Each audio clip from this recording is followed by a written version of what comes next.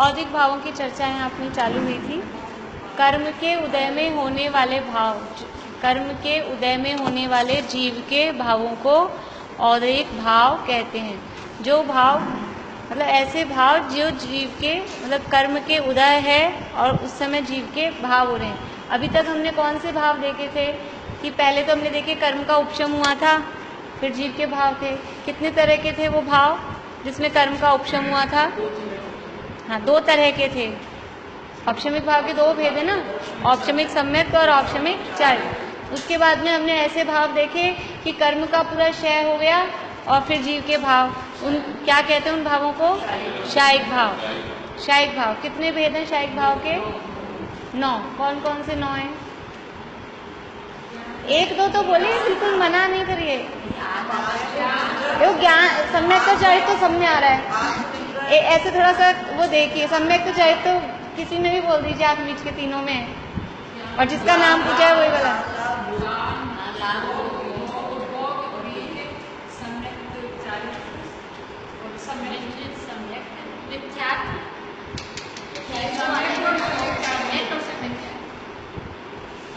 शायिक भाव के 9 भेद बोलने बोले, चलो जानते हैं।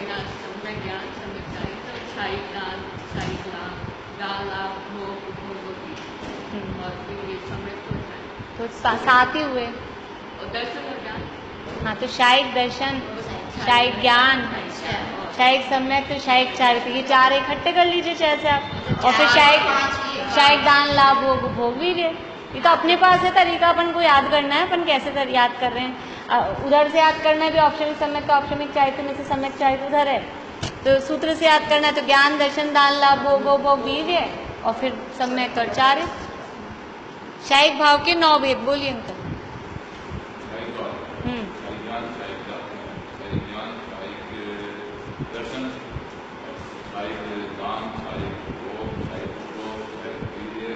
एक लाभ रह गया बीच में, चारित। बहुत बढ़िया। देखिए, और ये तरीका तो ये है, और वैसे सबसे अच्छा सरल तरीका है कि घातीय कर्मों के अभाव में कौन कौन से अपने को गुण प्रकट हो रहे हैं, कौन कौन से भाव प्रकट हो रहे हैं। अगर ये याद रहेगा तो रटना पड़ेगा ही नहीं। सबसे पहले घातीय कर्म कौन सा है? ज्ञानावरण। तो ज्ञानावरण एक एक करके, ज्ञानावरण है ना सबसे पहला। ज्ञानावरण के अभाव में ज्ञानावरण का क्षय होगा तो क्या प्रकट होगा? शायिक ज्ञान। ज्ञानावरण का अपन ने लिख लिया ना, ज्ञानावरण कर्म के क्षय से जीव का भाव, ये लिखा है ना सबने, पूरे में बनाया ना। तो ज्ञानावरण, अब ये याद करने का ही तरीका था। इधर कर्मों के नाम आप सबको याद हैं, 4 घातीय कर्मों के। अब उसके अभाव में क्या प्रकट होगा वो याद करना भी सरल है। ज्ञानावरण, ज्ञान आ रहा है ना उसमें नाम, तो क्या प्रकट होगा? भाव कौन सा चल रहा है? शायिक। तो शायिक ज्ञान। ज्ञानावरण कर्म के अभाव में, केवल ज्ञानावरण कर्म के अभाव में है, लेकिन अपन कॉमन ज्ञानावरण भी बोलें तो ज्ञानावरण कर्म के अभाव में शायिक ज्ञान। फिर दर्शनावरण कर्म के अभाव में शायिक दर्शन। फिर तीसरे नंबर पे कर्म कौन सा है? तीसरे नंबर पे कर्म कौन सा है? मोहनीय। मोहनीय के क्योंकि 2 भेद हैं तो उसके भाव भी अलग अलग 2 प्रकट होंगे। हाँ, मोहनीय कर्म के 2 भेद हैं। कौन से 2 भेद हैं रंजू भाभी बोलिए? मोहनीय कर्म के 2 भेद, मोहनीय कर्म के 2 भेद। अभी मैंने ये सब आपको लिखवाया तो मैं इसलिए लिखवाया कि आपको कर्म क्या है और भाव क्या है, इन दोनों का अंतर समझ में आए। अभी मैं आपसे कर्म पूछ रही हूँ, आप भाव बोल रहे हो। कर्म कौन सा है? मोहनीय कर्म के 2 भेद, नाम वही है, उसके आगे बस थोड़ा सा नाम लगाना है। मोहनीय कर्म के भेद पूछ रही हूँ। हाँ, दर्शन और चारित आप बोल रहे, लेकिन दर्शन, मोहनीय और कर्म का नाम बताना है ना, तो उसका नाम लगाना पड़ेगा। कर्म का नाम नहीं लगाएंगे तो वही ज्ञान के नाम है, वही कर्म के नाम है। हाँ, समझ में आ रही बात मैं क्या कह रही हूँ? पहले ये कंसेप्ट क्लियर रखना है, कर्म क्या है और भाव क्या है। हाँ, अभी लाइन में सब बोल देंगे, लाइन में सब लिख के लाएंगे, लेकिन अगर आपसे बीच में से एक पूछ लिया तो फिर ऐसे थोड़ी ना कंफ्यूज होना है। लाइन से तो लिखवाया था, लाइन से बोल देंगे तो सब लाइन से बोल देंगे भी, ऐसे तो लाइन से लिख के लाए। कल तो सब बोल रहे थे हाँ कंसेप्ट क्लियर हो गया। मैं आगे नहीं बढ़ूंगी जब तक आप लोगों को ये अच्छे से समझ में नहीं आ जाए, और ये मेरे समझ में नहीं आ जाए कि आपको समझ में आ गया। समझ में आना है अपना उद्देश्य, ठीक है ना।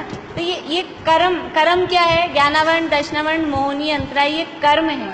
और के शायिक ज्ञान, शायिक दर्शन, शायिक चारित्र, शायिक सम्यक, ये भाव हैं। ज्ञानावरण कर्म के अभाव में कौन सा भाव प्रकट हुआ? ज्ञानावरण कर्म के क्षय से केवल ज्ञान या शायिक, केवल ज्ञान भी बोलते हैं उसको, शायिक ज्ञान, लेकिन अपना भी भाव का शायिक चल रहा है ना, तो शायिक ज्ञान। फिर दर्शनावरण कर्म के क्षय से शायिक दर्शन। अब मोहनीय कर्म के, क्योंकि दो भेद है। कौन से दो भेद हैं? दर्शन, मोहनी। तो वो दो भेदों, क्योंकि उसके दो भेद हैं, दोनों अलग अलग गुणों को घात कर रहे हैं, इसलिए दो भाव अलग प्रकट होंगे। दर्शन मोहनी के क्षय से कौन सा भाव प्रकट होगा? शायिक नहीं, सामूहिक में पता ही नहीं चल रहा सब, लेकिन जो गलत बोल रहा है उसका मैं पकड़ में आ रहा है मुझे।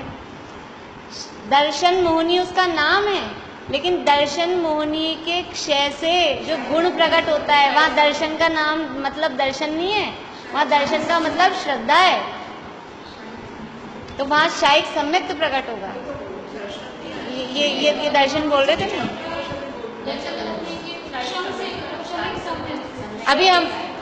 अभी हम शायिक भाव के भेद पढ़ रहे हैं, तो शायिक भाव के भेद में वही दर्शन मोहनी का क्षय होगा तो शायिक सम्यक। जब दर्शन मोहनी का उपशम होगा तो अलग भाव प्रकट होगा, उसका नाम औपशमिक सम्यक होगा। अभी मुझे समझ में आ रहा है, बहुत लोगों को ये बात अभी भी क्लियर नहीं है। आप लोगों के प्रश्न अच्छा है, आप लोग ऐसे मत समझना कि हम प्रश्न पूछ रहे हैं तो मुझे ये तो समझ में आ जाएगा ना, आप पूछते हो बोलते हो कि आपको समझ में नहीं आया।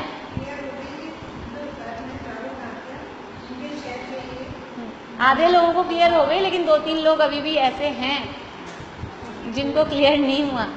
और इसका मेन सबसे बड़ा कारण ये होता है कि एक दिन आए एक दिन नहीं आए।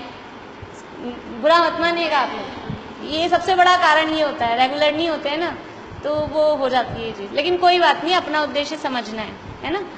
जब उस कर्म का, वही कर्म वही है, जब उस कर्म का उपशम होता है तो वही भाव औपशमिक भाव होता है, और जब उस कर्म का क्षय हो जाता है तो वही भाव शायिक होता है। और जब उस कर्म का क्षयोपशम होता है, कुछ उपशम है, कुछ उदय है, कुछ क्षय है, जब उस कर्म का क्षयोपशम होता है तो वही भाव क्षयोपशमिक भाव होता है। सबके नहीं है, ये केवल मोहनीय कर्म में ही ऐसा बन रहा है। आप देखेंगे तो सम्यक तो चारित्र इसी में तीनों आ रहे हैं, मोहनीय कर्म में, और एक समझ लो अंतराय में शायिक भी हो रहा है और क्षयोपशमिक भी हो रहा है।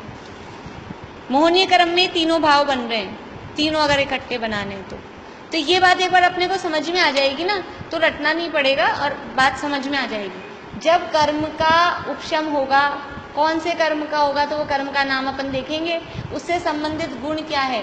दर्शन मोहनीय कौन से गुण को घात कर रहा है कि सम्यक को घातता है। दर्शन मोहनीय दर्शन को नहीं घातता, दर्शन को घातने वाला दर्शनावरण है, दर्शन को घातने वाला दर्शनावरण है। दर्शन मोहनीय नाम तो दर्शन है, लेकिन वो घातता किसको है? सम्यक को। तो दर्शन मोहनीय कर्म के क्षय से कौन सा भाव प्रकट हुआ? शायिक सम्यक, शायिक सम्यक। चारित्र मोहनीय कर्म के क्षय से शायिक चारित्र, ठीक है।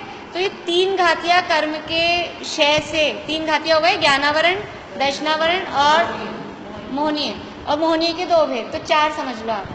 ज्ञानावरण, दर्शनावरण, दर्शन मोहनीय और चारित्र मोहनीय। इन 4 के क्षय से 4 भाव प्रकट हो गए, केवल ज्ञान, शायिक ज्ञान, शायिक दर्शन, शायिक सम्यक और शायिक चारित्र। ये 4 याद रहेंगे तो बाकी 5 तो याद हैं आपको सबको। अंतराय कर्म के 5 भेद हैं, उन 5 के अभाव में, दानांतराय के अभाव में शायिक दान, ऐसा नहीं कि दानांतराय के अभाव में शायिक दानांतराय ऐसा भी लिखा था, एक आध किसी कॉपी में था। हाँ, दानांतराय कर्म के अभाव या क्षय में, अभाव का मतलब क्षय है। दानांतराय कर्म के क्षय से शायिक दान, लब्धि लिखा है अपन ने, उसके आगे लब्धि भी लिखा है, वो क्षयोपशम में भी लब्धि लिखा है, लब्धि बोलते हैं उसको। फिर लाभांतराय कर्म के क्षय से शायिक लाभ, लाभ फिर भोगांतराय कर्म के क्षय से शायिक भोग, उपभोगांतराय कर्म के क्षय से शायिक उपभोग, और वीर्यांतराय कर्म के क्षय से, लिखा है सबने, आप लोगों ने लिखा है ना?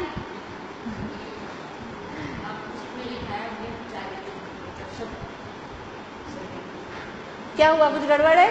नहीं नहीं, बोल लीजिए, शर्माने वाली बात नहीं। देखिए, नहीं, आपको कुछ भी समझ में नहीं आ रहा है, बोलिए बिल्कुल। अपने को यहाँ अपना कंसेप्ट क्लियर करना है, शर्म वाली बात नहीं है, शर्माने की कोई बात ही नहीं है, ठीक है? अब अपन शायपशमिक भाव में इसी तरह से 18 वेदों में अपन ने लगाया था कि 4 ज्ञान 3 अज्ञान, तो उसके कर्म, किस कर्म के क्षयोपशम से कौन सा भाव प्रकट हो रहा है, उसमें भी 4 घातिया कर्म ही काम दे रहे हैं। कर्म ख्याल में ले लेंगे ना, तो ज्ञानावरण कर्म के क्षयोपशम से 7 भाव हो रहे हैं शायपशमिक कॉमन। अब इकट्ठा आप लोगों ने जो लिखे हैं ना, मति ज्ञानावरण कर्म के क्षयोपशम से कुमति ज्ञान, शुद्ध ज्ञानावरण कर्म, ऐसा लिखा है ना, तो उन सब के साथ पूरा, फिर मति ज्ञानावरण मिथ्यात्व के उदय के साथ मति ज्ञानावरण कर्म के क्षयोपशम से कुमति ज्ञान, ऐसा लिखा है। ज्ञानावरण की नहीं, मति ज्ञानावरण कर्म के क्षयोपशम से मति ज्ञान।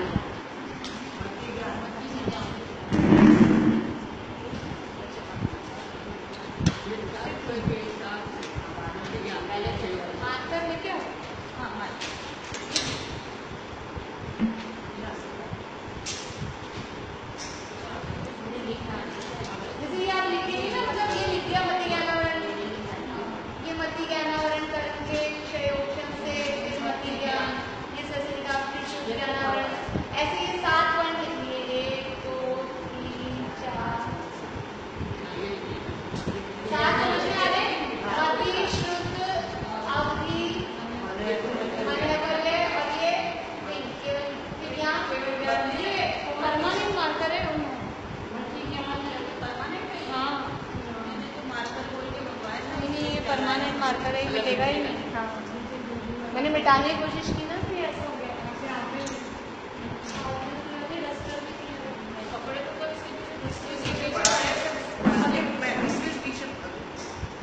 उसके पीछे वो नीचे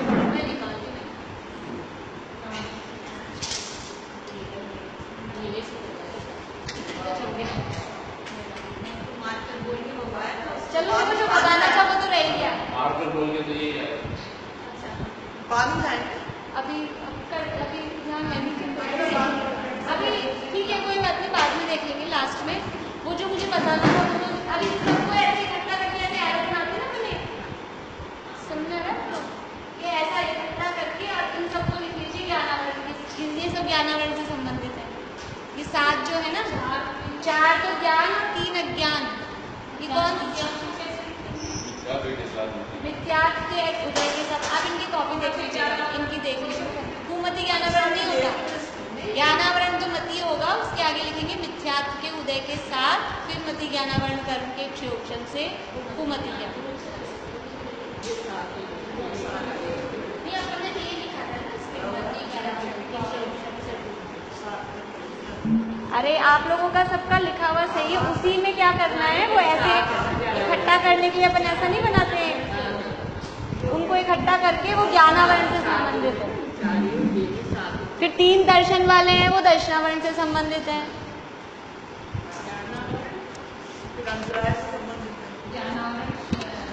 7 जो शुरू के पॉइंट हैं, 4 ज्ञान और 3 अज्ञान, वो ज्ञानावरण से संबंधित हैं। फिर चक्षु दर्शनावरण, अचक्षु दर्शनावरण, अवधि दर्शनावरण, वो किससे संबंधित हैं? दर्शनावरण से संबंधित। फिर दान लाभ, भोग उपभोग, वीर्य, दानांतराय, भोगांतराय, ये लिखा है, वो सब अंतराय कर्म से संबंधित है। नहीं नहीं, वो केवल 3 अज्ञान में, वो केवल 3 अज्ञान, कु है ना, कु। दान अंतराय कर्म के क्षयोपशम से शायोपशमिक दान।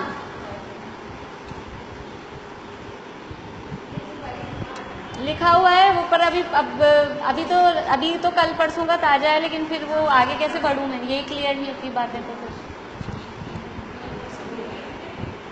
कल परसों तो लिख के लाए हो ना आप लोग सब, परसों तो। हाँ पहले लिखवाया था, लेकिन परसों दिखाया है ना सबने अभी मुझे। चलिए, और जो लास्ट के 3 है, शैवक्षमिक सम्यक्त, शैवक्षमिक चारित्र और संयम असंयम। तो शैवक्षमिक सम्यक्त तो है दर्शन मोहनीय, और शैवक्षमिक चारित्र और संयम असंयम वो चारित्र मोहनीय। ठीक है, अब आगे बढ़ रहे हैं हम।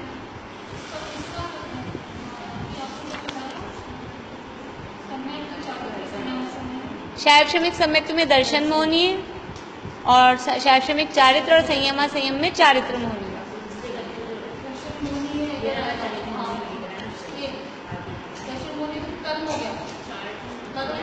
हाँ, पहले आप इनका देखना, फिर देखना क्या करना है, नहीं गड़बड़ हो, आप लिख के लाना है। दर्शन मोहनीय कर्म के क्षोक्षम से शैवक्षमिक सम्यक्त। देखिए, कल अपनी बात हो गई थी गति की, औदिक भावों की बात चल रही थी कि जिस कर्म के उदय से जीव दूसरे भाव में जाता है और उसके योग्य उसके भाव होते हैं, उसे गति नाम कर्म कहते हैं। 4 प्रकार का होता है, मनुष्य गति, नरक गति, तिर्यंच गति और देवगति। जैसे हमारे भाव हो रहे हैं, ये औदिक भाव है, यानी कि जो नाम कर्म के जो भेद हैं आंटी, 93 प्रकृतियाँ हैं, उसमें से 26, 62 और 62 पे पुद्गल विपाकी, और 26 हो गई, 26 और 4।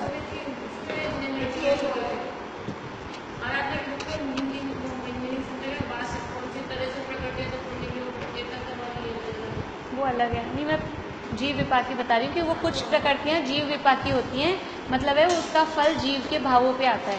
जैसे यशस कीर्ति है, यशस कीर्ति का नाम सुना है ना नाम कर्म के वेदों में। तो यशस की जैसे एक तो कर्म है संस्थान सहनन, वो उसका फल कहाँ आता है? शरीर पे, कि आपकी हड्डियाँ कैसी होगी, आपके शरीर का आकार कैसा होगा। लेकिन यशस कीर्ति का फल कहाँ आता है? शरीर पे नहीं आता। यशस कीर्ति का फल हमारी फीलिंग्स से है, हमारे वो है भाव, इसलिए वो जीव विपाकी है, वो भाव है। ऐसे ही गति का फल कहाँ आता है? अकेले बॉडी पे नहीं आ रहा है गति का फल। गति का फल हमारे, ये बता रही हूँ कि मैं इसको अधिक भाव में क्यों लिया। हमको ऐसे लगता है ना कि इसको एक खाली गति को अधिक भाव में क्यों लिया, कि गति का जो फल आ रहा है ना, उसका उदय, उसका इफेक्ट कहाँ आ रहा है? उसका इफेक्ट हमारे भावों पे आ रहा है। जैसे एक तो है शुभ नाम कर्म और एक है सुभग नाम कर्म। संसारी जीव, सब संसार। अभी हम ये भी लिखेंगे कौन कौन से भाव, कौन कौन से जीव को, यहाँ से आगे तो बढ़ पाए अपन।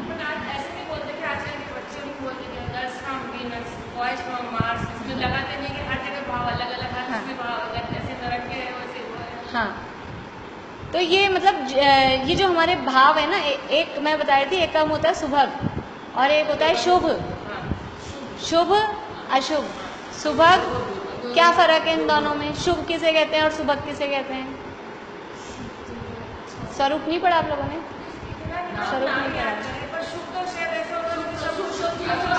शुभ का मतलब है कि जो जिसके उदय से, जिस कर्म के उदय से सुंदर शरीर मिले, जिसे दुनिया में सुंदर कहा जाता है, वो कहलाता है शुभ नाम कर्म।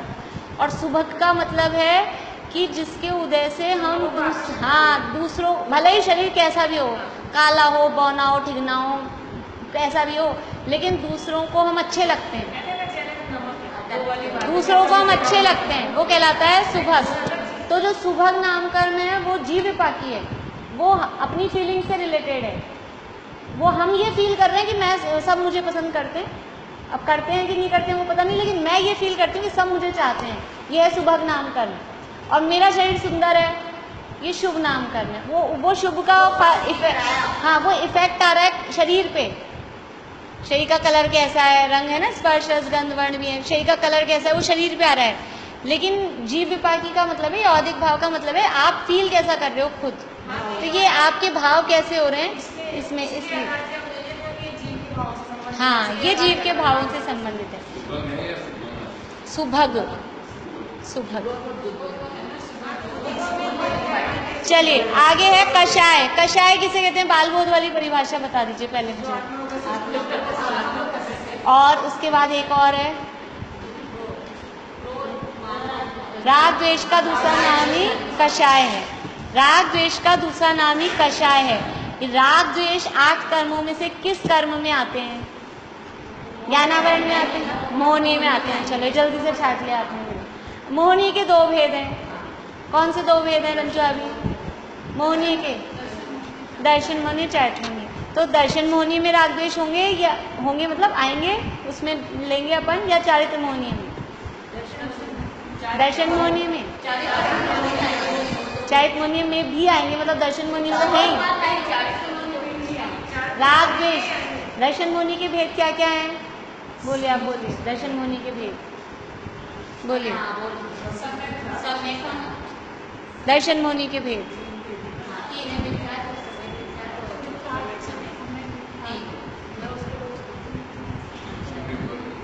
सम्यक तो प्रकृति, इसके किसी भेद में रागद्वेष नाम नहीं है। रागद्वेष बोलते हैं। अभी कषाय का ही दूसरा नाम रागद्वेष, अभी बोला ना, रागद्वेष का ही दूसरा नाम कषाय। और कषाय कौन से कर्म का भेद है? दर्शन मोहनी का कि चैत्र मोहनी का? 4 कषाएं आती है ना, क्रोध मान माया लोभ, और फिर अनंतानुबंधी है, प्रत्येक अनावरण संज्ञा। तो ये चारित्र मोहनी कर्म, देखिए वो लिखा है यहाँ पर नीचे जो बीच में है बोल्ड टाइप, अपना पेज नंबर 98 पे। कषाय नामक चारित्र मोहन के उदय से होने वाली क्रोधादि रूप कलुषता कषाय कहलाती है। अब हम पढ़ रहे हैं तत्वार सूत्र, तो हम वो जो आत्मा को कसे अर्थात दुख दे, वो बच्चे वाली परिभाषा नहीं बोलेंगे या एक्चुअल में वो बच्चों वाली नहीं है तो वो भी, लेकिन वो लैंग्वेज बच्चों की है, बात उसमें भी यही कही गई है। लेकिन अभी थोड़ी सी इसमें लैंग्वेज मतलब ये राजवार्तिक का दिया गया है ना। तो कषाय नामक चारित्र मोह के उदय से होने वाली क्रोधादि रूप कलुषता, यानी कषाय कौन से कर्म के उदय से हो रही है? चारित्र मोहनी कर्म के। तो चारित्र कर्म मोहनी कर्म के उदय से जो आत्मा में मोह राग द्वेष परिणाम उत्पन्न होते हैं, कलुषता यानी विकारी भाव हो रहे हैं, आत्मा को गंदा कर रही। कषाय से आत्मा अच्छा सुंदर होता है कि खराब होता है? अभी क्रोध आ जाता है तो कैसे, मतलब वो व्यक्ति, अपन जिसको देख रहे हैं क्रोध आ रहा है, वो अच्छा लगता है क्या? ना वो खुद अच्छा फील करता है, ना सामने वाले को अच्छा फील करता है। चाहे मानी हो, चाहे मायाचारी हो, चाहे लोभी हो। चलो क्रोध तो बुरा दिखता है सबको, मायाचारी होगा तो वही बुरा दिखता है, दुनिया में अच्छा नहीं बनता है। हाँ, और लोभी हो तो ये कितना लोभी है, लोभी भी ना खुद को उसको अच्छी फीलिंग होती है ना सामने वाले को। तो ये क्या है? विकार है, कलुषता है, गंदगी है आत्मा। कषाय नामक चारित्र मोह के उदय से होने वाली क्रोधादि रूप कलुषता कषाय कहलाती है। यह आत्मा के स्वाभाविक रूप को कष देती है, जो आत्मा को कसे। यहीं से है परिभाषा, तो वो परिभाषा बच्चों की है, बालबोध किताबें, लेकिन सारी डेफिनेशंस वगैरह ये बिल्कुल अपने आगम ग्रंथों से ली हुई हैं। उसमें ऐसे नहीं कि बना दिए मन से, जो है ना यहाँ से आई है वो, जो आत्मा को कसे, कष देती है। ये मूल आचार्य अकलंक देव के शब्द हैं। यह आत्मा के स्वाभाविक रूप को कष देती है, अर्थात उसकी हिंसा करती है। आत्मा मतलब गुस्से में देखो चेहरा वगैरह भी बिगड़ जाता है, और अंदर से अपने भी कैसे बीपी हाई और ऐसा हो जाता है, मतलब गुस्सा भाव हिंसा है बिल्कुल। तो इसलिए इनको औदैहिक भावों में लिया। जीव के भाव है ना, क्रोध ऐसे दिखता नहीं है, दिखता है बॉडी के अपने पोस्चर से कि आंखें लाल हो जाएगी, चेहरा बिगड़ जाएगा, बहुत तेज होगा तो, लेकिन फिर भी वो अंदर पहले भाव उत्पन्न होता है। ये जीव का भाव है। और क्रोध नाम का कर्म का उदय, इधर कर्म का उदय आया और इधर हमारे ये क्रोध नामक भाव हुआ।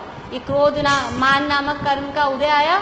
मान नाम का कर्म है चैत मोहनी का, अपन ने भेद पढ़े हैं पूरे, दर्शन मोहनी के 28 भेद, उसमें से चैत मोहनी के 25 भेद। तो अनंतानुबंधी क्रोध चारित्र मोहनी, फिर अनंतानुबंधी मान चारित्र मोहनी, इस तरह से नाम है उसके पूरे। तो ये इधर क्रोध का उदय आया, इधर क्रोध भाव हुआ, इधर मान का उदय आया, इधर मान का भाव हुआ, इधर माया का भाव हो रहा है, इधर माया का उदय आ रहा है। ये ऐसे दोनों आमने सामने चल रहे हैं। तो ये जो भाव है नहीं इकट्ठा है, अभी कल परसों बताया था ना, दोनों में से पहले बाद में कुछ भी नहीं है, बस ये एक साथ हो रहा है। सूरज पहले लाइट जलती है फिर अंधेरा जाता है, कि पहले अंधेरा जाता है फिर लाइट जलती है? क्या होता है पहले? इसका डिसीजन हो जाए तो इसका भी डिसीजन कर लेंगे कि पहले कर्म का उदय होता है कि पहले, जैसे दोनों एक साथ होते ना, युगपत होते हूँ प्रकाश, दीपक पे होई, कहाँ की लाइन? छह डाला की है। सम्यक साथे ज्ञान होए पे भिन्न राधो, चौथी डाल की लाइन है। युगपत होते एक साथ, युगपत है नहीं एक साथ होते हैं। प्रकाश, दीपक से प्रकाश हो रहा है, अंधकार जा रहा है, दोनों का एक ही टाइम है। ऐसे इधर कर्म का उदय कहो तो भाव कहो, भाव कहो कर्म का उदय कहो, दोनों का एकदम सेम टाइम है। हाँ दर्शन, वहाँ तो उदाहरण दूसरे उसके लिए दिया है, अपन ने यहाँ इसके लिए लिया। ये कषाय, कषाय के 4 भेद हैं। देखिए मेन भेद कषाय के 4 हैं, क्रोध, मान, माया और लोभ। फिर इस क्रोध के 4 भेद, अनंतानुबंधी, अप्रत्यय के अनावरण, प्रत्यय के अनावरण, संजुलन। फिर मान के 4 भेद, माया के 4 भेद और लोभ के 4 भेद। और वो हास्य रति रति वो 9 कषाय। इस तरह से 25 भेद होते हैं, लेकिन मुख्य भेद कषायों के 4 हैं। तो ये कर्म के उदय से होने वाले जीव के विकारी भाव हैं, इसलिए इनको अधिक भावों में रखा है। क्रोध किसे कहते हैं? अभी इसमें तो नहीं दिया है वो, क्योंकि बाल बोध पढ़ के आए ना सब, इसलिए यहाँ तो नहीं दिया, लेकिन हम तो देख लें। नहीं, क्रोध किसे कहते हैं? हाँ, गुस्सा करने को क्रोध कहते हैं, गुस्से को। और क्रोध के लक्षण क्या हैं? बाहर से दिखता क्या है? क्या क्रोध? हाँ, मोक्षा प्रकाशक में टोडरमल जी सामने लिखा है, भ्रुकुटी तन जाती है, आंखें लाल हो जाती है, होठ फड़फड़ाने लगते हैं, बहुत तेज गुस्सा है, देखो आवाजें, हाथ वाथ कांपने लग जाते हैं अगर तेज होता है, झगड़ा हो रहा और इस तरह ये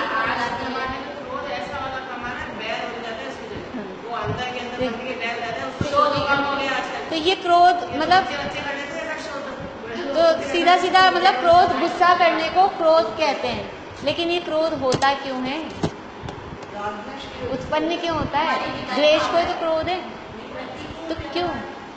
हाँ बोलिए। हाँ, जब जो हम चाहते हैं और वैसा होता नहीं है तो क्या आता है? गुस्सा आता है। और जो हम चाहते हैं वैसा हो जाता है तो क्या होता है? मान होता है। हमने जैसा कहा बच्चे को और उसने वैसा कर लिया तो देखो मेरी चलती है। तो जो हम चाहते हैं, हमने जैसा कहा वैसा आपने कर लिया। मैंने कहा लिख के लाना, आप लिख के लिया है, देखो मैंने सबको करवा दिया, मुझे क्या हो जाएगा? और मैंने कहा और आप नहीं लिख के लाओगे तो मुझे क्या आएगा? प्रतिकूलता में क्रोध आता है, अनुकूलता में। और अब ये समझ में आ जाए कि हमारे चलाए कोई चलता नहीं है, हमारे हिसाब से कोई काम होता नहीं है। जो काम हो रहा है वो अपनी योग्यता से हो रहा है। जब हमारे कहने से हो रहा है तब भी अपनी योग्यता से हो रहा है, और हमारे कहने से नहीं हो रहा है तब भी अपनी योग्यता से नहीं हो रहा है। अगर ये वस्तु का स्वरूप समझ में आ जाए तो ना क्रोध आएगा ना मान। आपने पढ़ा होगा वहाँ कषाय क्यों उत्पन्न होती है और मिटे कैसे? बोलिए। कषाय क्यों? बालबोध पाठमाला भाग 2 में कषाय का 3रा पाठ है। वहाँ वाली लैंग्वेज चाहिए, रटनी चाहिए ये लैंग्वेज। तो टोडरमल जी के शब्द हैं वो। मिथ्यात्व के कारण जब पर पदार्थ इष्ट और अनिष्ट भाषित होते हैं तब कषाय उत्पन्न होती हैं। और तत्व ज्ञान के अभ्यास से जब कोई भी पदार्थ ना तो इष्ट भाषित होता है ना अनिष्ट भाषित होता है तो ये कषाय उत्पन्न नहीं होती। ये मतलब ये कारण क्या है? मिथ्यात्व के कारण। ये हमें इष्ट अनिष्ट लग क्यों रहे पदार्थ? ये अच्छा और ये बुरा, ये हमारे अनुकूल और ये हमारे प्रतिकूल, क्योंकि मिथ्यात्व बैठा है ना अंदर। मिथ्यात्व के कारण अनुकूल प्रतिकूल लगती है चीजें, तब वो प्रतिकूल संयोगों में क्रोधित होते हैं और अनुकूलता में मान आता है। ये मिथ्यात्व के कारण। और मिथ्यात्व कैसे जाएगा? कि तत्व ज्ञान के अभ्यास से। ये पढ़ेंगे ना वस्तु का स्वरूप, कि वस्तुएं, दुनिया की जितनी भी वस्तुएं हैं वो अपनी योग्यता से अपने हिसाब से परिणमित होती हैं। हमारे कहने से कुछ नहीं चलता है। अपन ने बाई को कुछ कहा, जिस दिन उसका मन होगा ना उस दिन कर देती है। अपन ने कहा ये काम कर जाना, यहाँ की सफाई कर जाना, उसका मन मूड सही होगा तो कर जाएगी, और उसका मूड सही नहीं होगा, मेरे पास टाइम नहीं है, तो हमको आएगा गुस्सा। हमने कहा और नहीं किया, और हमने कहा और उसने कर दिया तो हम सोचते हैं चलो हमारी मानती है। वो मान अपनी मन की रही है, हमारी कोई नहीं मानता है। हमने बोला आज बारिश आनी चाहिए और आ गई, हमारे को भ्रम पुष्ट हो जाता है कि देखो जब मैं बोलती हूँ ना जब भी बारिश आ जाती है, ये बारिश हमारी आज्ञा में चलती है। मतलब कहाँ कहाँ अपने हम भ्रम पोषण करते हैं। 2 बार ऐसा हो जाए ना, मैं बोलूँ उस दिन बारिश आ रहा है तो ऐसे समझते मैं ही ज्योतिषी तो जैसे ऐसा ऐसे ऐसे ये इसका नाम है मिथ्यात्व। और ये इसके कारण हम इष्टनिष्ठ भाषित होते हैं। अब वो अपनी नहीं चलेगी तो कषाय उत्पन्न होती है, और जब समझ में आ जाए तो तभी वो समता भाव रह सकता है। मुनिराजों की कैसे रहती है समता, कि अंदर ये तत्व ज्ञान जमा हुआ है ना, तब समता रहती है। नहीं तो यहाँ संसार में क्या है, मतलब क्षण क्षण कषायों के प्रसंग ही बने जहाँ, मोही जनों के संग में सुख शांति है कहाँ। घर में ऐसा लगे नहीं तो चिंगारी, मतलब जरा सा बोलते ही बारूद का ढेर लग रहा हो।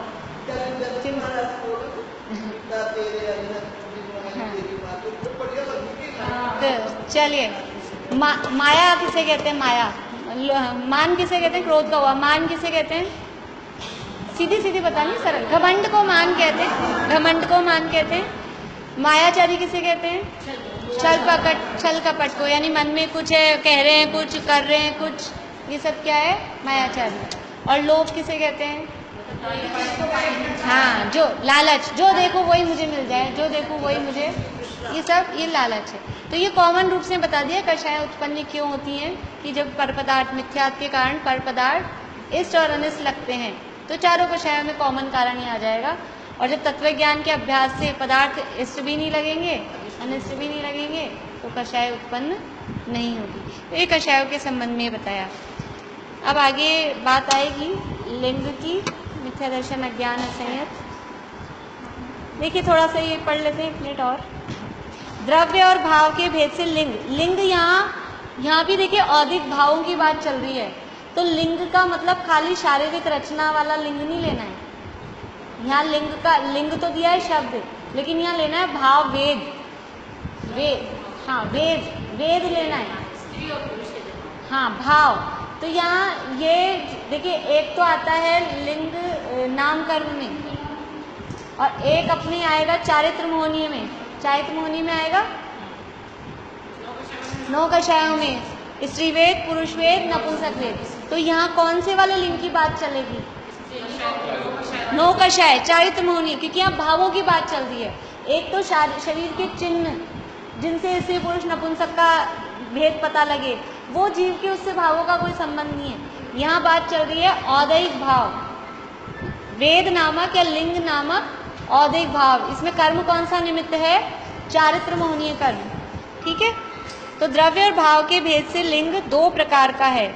चूंकि आत्म भावों का प्रकरण है, अतः नाम कर्म के उदय से होने वाले द्रव्य लिंग की यहाँ विवक्षा नहीं है। अभी देखिए, पुरुष वेद किसे कहते हैं, स्त्री वेद किसे कहते हैं, और नपुंसक वेद किसे कहते हैं। स्त्री वेद के उदय से होने वाली पुरुषाभिलाषा रूप भाव स्त्री वेद है। मतलब क्या है?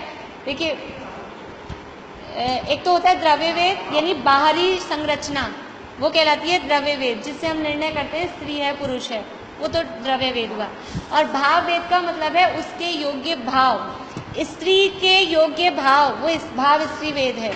पुरुष के योग्य भाव, वो भाव पुरुष वेद है। और नपुंसक के योग्य भाव, वो भाव नपुंसक वेद है। तो वो योग्य भाव कैसे हैं, उसके लिए आचार्यों ने यहाँ दिया है कि स्त्री के साथ रमण करने की जो इच्छा, अभिलाषा रूप परिणाम है, वो पुरुष वेद है। पुरुष के साथ रमण करने की जो अभिलाषा है, जो अंदर इच्छा है, वो है स्त्री वेद, वो भाव स्त्री वेद। और स्त्री हो या पुरुष हो, किसी के भी साथ रमण करने की जो अभिलाषा है, इच्छा है, वो भाव नपुंसक वेद है। तो ये 3 प्रकार के वेद यहाँ भाव, ये औदैहिक भाव है। अंदर कैसे कर्म का उदय है, एक बात इसके संबंध में बताती हूँ। वैसे तो ये प्रकरण आएगा 10वें अध्याय में, या तो 8वें अध्याय में अपने जब चलेगा नाम कर्म में तब, या 10वें अध्याय में इसकी बात आएगी। सिद्धों में अंतर बताया भाव वेद की अपेक्षा, क्योंकि ऐसा पॉसिबल होता है मनुष्यों में और तिर्यंचों में कि द्रव्य वेद कुछ हो और अंदर भाव वेद कुछ और हो। ऐसा पॉसिबल होता है मनुष्य और तिर्यंचों। देवों के जो द्रव्य वेद है वही भाव वेद होता है, नपुंसक नारकियों के जो द्रव्य वेद होता है वही भाव वेद होता है। मनुष्य और तिर्यंचों में चेंज हो सकता है। तो मोक्ष जाने वाले जीव द्रव्य से कौन से वेद वाले होते हैं? पुरुष वेद। द्रव्य से द्रव्य पुरुष लिंगी ही होते हैं, लेकिन भावों से भाव स्त्री वेद भी हो सकता है, भाव पुरुष वेद भी हो सकता है और भाव नपुंसक वेद भी हो सकता है। अभी क्या है ये चक्कर कि वो अंदर कर्म का उदय कौन सा चल रहा है, क्योंकि औदैहिक भाव है ना, तो अंदर कौन से कर्म का उदय है। बाहर से ऐसा शरीर है लेकिन अंदर कर्म का उदय कौन सा है, उस हिसाब से वो भाव वेद रहता है। और एक बात और इसमें जानने की कि भाव वेद जीवन भर बदलता नहीं।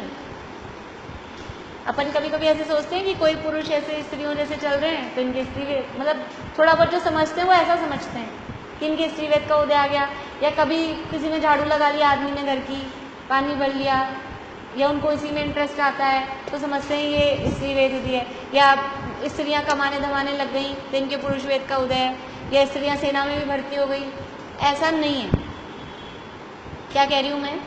ऐसा नहीं है। इससे डिसीजन नहीं कर सकते बाहर के कामों से, अंदर में कर्म का उदय कौन सा है। क्योंकि अपन ने परिभाषा क्या बनाई है, पुरुष के साथ रमण करने की अभिलाषा वो स्त्री वेद है, स्त्री के साथ रमण करने की अभिलाषा वो पुरुष वेद है, और दोनों के साथ रमण करने की अभिलाषा वो है अंदर परिभाषा।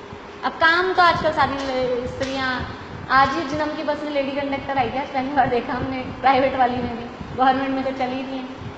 तो काम तो सारे सब कर रहे हैं, इससे कोई वेद का संबंध नहीं है। ये भाव वेद की बात है, तो जीवों के भावों से संबंधित है, चारित मोहनीय कर्म के उदय से होता है। और बात करेंगे फिर अपन अगली क्लास में कल।